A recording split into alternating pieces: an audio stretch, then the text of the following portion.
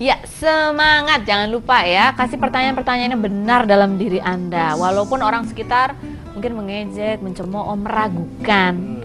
Karena kadang-kadang kan gitu, kalau kita biarkan mendengarkan banyak orang yang ragu, lama-lama kita percaya ya, Coach ya? Yes, karena pengulangan tadi, kita diulang, akhirnya jadi masuk bawah sadar kita. Kita merasa kita tidak baik orangnya. Kapan sih saat yang paling pas bagi kita untuk mengaktifkan atau memberi sesuatu dalam alam bawah sadar kita? Apakah pada saat mau tidur? Mau tidur juga bagus, itu dalam kondisi hipnosis namanya, itu juga bagus. Dalam kondisi hipnosis, setengah tidur juga bagus. Sebetulnya yang paling penting adalah diulang. Oh, yang penting diulang-ulang. Atau pas lagi kondisi setengah tidur tadi, atau kondisi emosional. Kalau emosional 1 kali sudah masuk bawah sadar. Oh, emosi itu emosi apa? Marah? Sedih? Kalau terutama negatif ya. Misalkan ada artis-artis juga yang mungkin punya trauma, atau misalkan ada orang yang punya trauma. Biasanya kena kejadian tertentu yang emosional, akhirnya apa? Di alam bawah sadar ya? Seumur hidup dia trauma. Mungkin trauma ular, trauma apa. Nah, itu harus kita hapus. Bisa dihapus itu? Bisa. Salah satunya dengan terapi, dengan pengulangan, dengan begitu banyaknya hal, dengan hipnotis juga bisa salah satunya. Hipnotis juga ternyata bisa dipakai buat hal yang positif. Di alam bawah sadar itu penting. Atau dengan lagu, Mbak. Oh, lagu. Nah, tadi saya belum jelaskan ke pemirsa. Nih, tadi udah ngobrol-ngobrol dengan Mbak Feni, ternyata lagu tuh berefek sekali. Contoh lagu mungkin Anda sudah tahu. Lelaki buaya darat, buset. Hati-hati, Anda ulang-ulang bisa jadi buaya darat sungguhan. Jangan ya, mendingan kita nyanyi itu yang goyang Aku yang positif aja, ya, yang positif aja. Contoh lain. Apa? Teman tapi mesra. Hati-hati jadi teman tapi mesra beneran. Ya nggak apa-apa kan teman tapi mesra. Yang celakanya, senangnya dalam hati kalau beristri 2, itu celaka. Enggak lah, itu kalau buat nyanyi mah senang. Ada Yurna di Malang gitu. Baca dulu SMS-nya.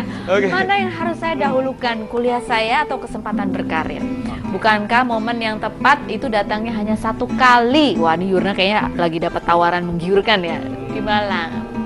Oke, gimana, Coach? Nah, saya tidak tahu kasusnya sekali lagi, tapi tentu saja kalau Anda sudah dikasih waktu kuliah, tentu saja lebih enak kuliah dijalankan dengan baik. Saya pun dulu waktu kuliah saya jalankan dengan baik, sambil berbisnis juga saya bagi waktu dengan baik. Nah, saya nggak tahu kondisi berkarir seperti apa, tapi kalau memang keinginan dari orang tua Anda lulus, ya Anda bisa lakukan. Dan ini hidup Anda sendiri.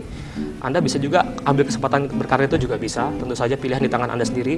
Mana yang lebih baik bagi Anda sendiri yang tahu. Yurna, pertanyaannya adalah bagaimana caranya bisa dua-duanya? Itu lebih top lagi ya. Bisa lebih bagus. Lebih bagus saja. tuh. Baik, kita baca lagi SMS dari Dian di Jakarta. Saya orang yang siap menerima tantangan, tapi takut untuk gagal. Nah, gimana cara menghadapinya agar saya yakin dan bisa? Nah, takut gagal tuh emosi juga kan ya? Emosi, betul. Tapi sekali lagi bagaimana kita memaknai gagal tadi? Kalau kita kasih makna negatif gagal, ya gagal itu bahaya. Selesai. Semua orang sukses pernah mengalami gagal. Kalau kita mau sukses tapi kita nggak mau gagal, celaka. Jadi takut gagalnya diganti. Saya harus berani menghadapi kegagalan. Michael Jordan, pemain basket top, dia kalau terkenal dengan slam dunk-nya, lidahnya sampai kuat. Sampai dibikinkan film ya, tangannya bisa panjang gitu ya. Nah, tentu saja Michael Jordan bisa top seperti hari ini. Dia pernah diwawancara dan dia berkata, saya pernah 9.000 kali mungkin lebih 9.000 kali saya gagal lempar, gak masuk dalam pertandingan penting. Terus dalam 300 pertandingan lebih saya sudah kalah banyak sekali. Saya sudah lebih dari 30 kali juga melempar lemparan yang menentukan. Kalau ibaratnya sepak bola tuh penalti yang menentukan Anda menang atau tidak. Ternyata saya pun nggak gagal di situ 30 kali lebih. Saya sudah gagal begitu banyaknya. Karena itu saya sukses. Jadi kalau Anda mau sukses ya harus berani gagal. Hadapi kegagalan Anda, hadapi. Udah jalanin aja, nggak usah takut gitu kan ya. Kalau takut ya nggak kemana-mana gitu ya, Coach ya. Ya, terus diganti. Identitasnya salah.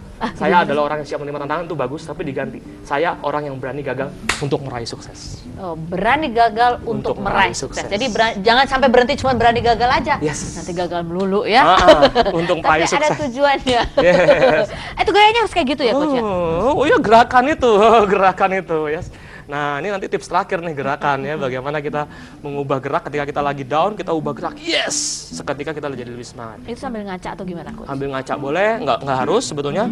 Gerakan kita tentukan sendiri. Yuk kita boleh praktek, Mbak Feni. Boleh, mau praktek ya, pemirsa yuk. Dari duduk, Mbak Feni tangannya genggam seperti ini.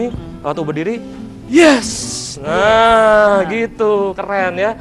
gitu. Waktu duduk berdiri, yes. Itu emosi apa yang kita dapat dengan gerakan? Kita tentu saja dengan gerakan yang berubah tadi, emosi kita akan jauh lebih baik. Dari duduk langsung yes. Yes. Gitu. Itu apa nggak orang kaget gitu kalau begini, kita? karena menurut Anthony Robbins, pelatih sukses nomor 1 di dunia, Anthony Robbins tuh gurunya Michael Jordan, Serena Williams, Bill Clinton, Nelson Mandela.